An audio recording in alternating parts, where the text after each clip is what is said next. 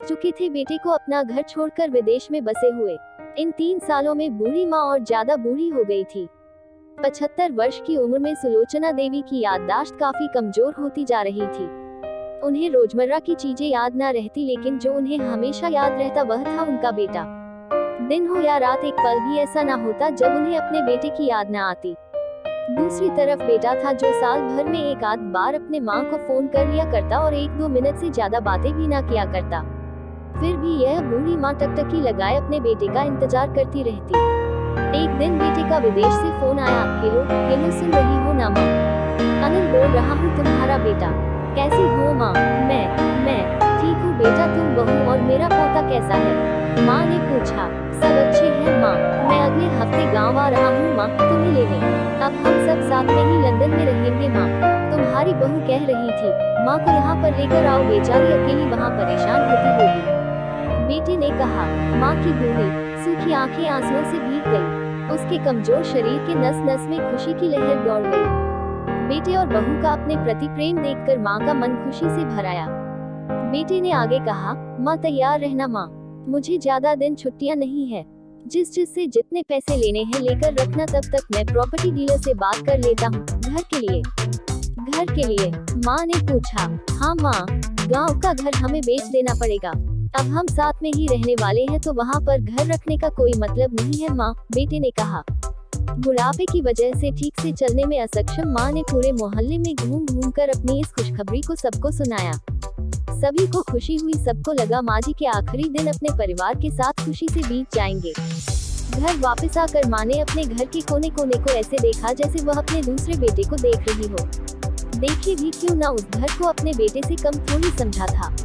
अपने पति के साथ 40 साल यही तो बिताए थे, लेकिन अब मजबूर थी बुढ़ापे के आखिरी साल बेटे और बहू के साथ बिताना चाहती थी। दिल पर पत्थर रखकर घर बेचने के लिए माँ तैयार हो गई।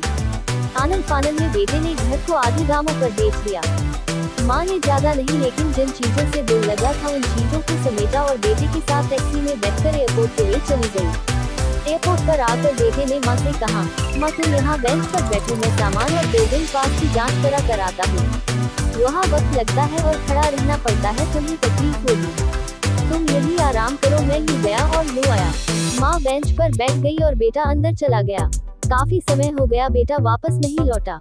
माँ सोचने लगी, ज्यादा भीड़ होगी इसलिए देर लग रही होगी।